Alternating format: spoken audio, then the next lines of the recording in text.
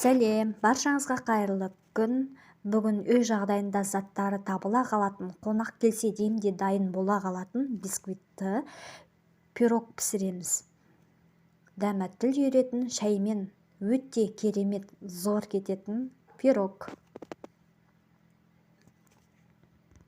Міне қараңыздар, видеоның өзінде кесілген кезде өте жұмсақ болып шығады. Міне өте жұмсақ, керемет пирог шығады. Міне қараңыздаршы. Ең әуелі ыдысымызға 4 немесе 5 жұмыртқамызды салып, жақсылап миксерлеп алатын боламыз. Көбік пайда болғанға дейін миксерлеп аламыз.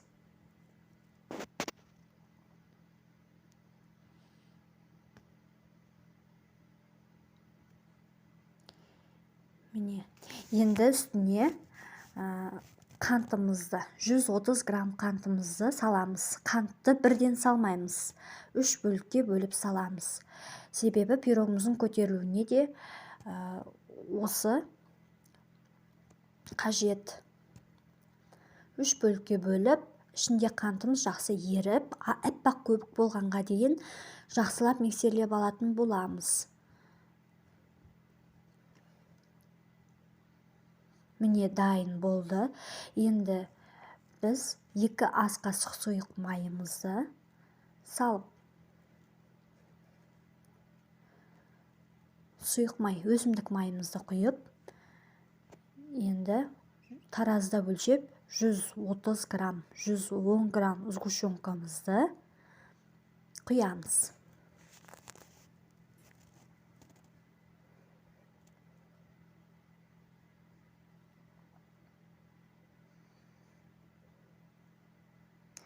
Енді жақсылап миксерлеп алатын боламыз.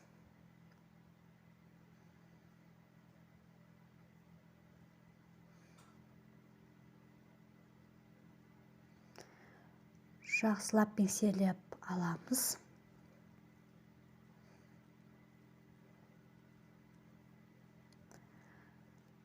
Жүз 40 грамм ұнымызды өлшеп, 1 шай қасық разрыхлителімізді, яғни қопсытқышымызды салып араластырып, осы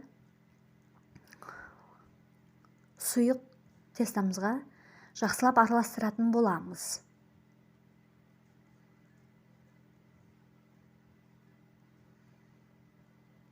Міне разрыхлитель 1 шай қасық қана саламыз. Міне мен ұныммен разрыхлителімізді салып болдым. Лопаткамен жан-жағын тазалап, жинап,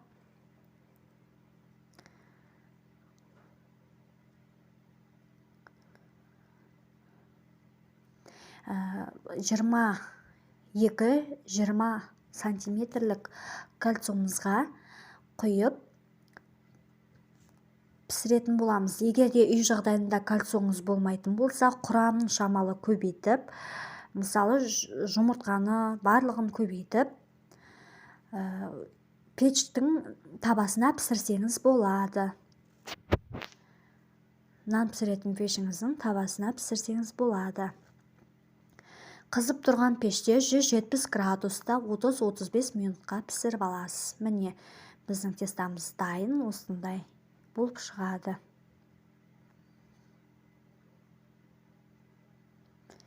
Міне мен кальцом дайын, пергамент қағаз төсеп пісіріп аламыз. Мен пирогым піскен екен, міндетті түрде суытып алыңыз. Бірден кессеңіз болмайды. Қандай да пирог болса, міндетті түрде суығаннан кейін. Маған лайк басып, комментарий жазып, тіркелуді ұмытпаңыз. Әсемдік үшін мен қаймақ пен шоколад пайдаландым. Қалауыңызға қарай әсемдесеңіз болады.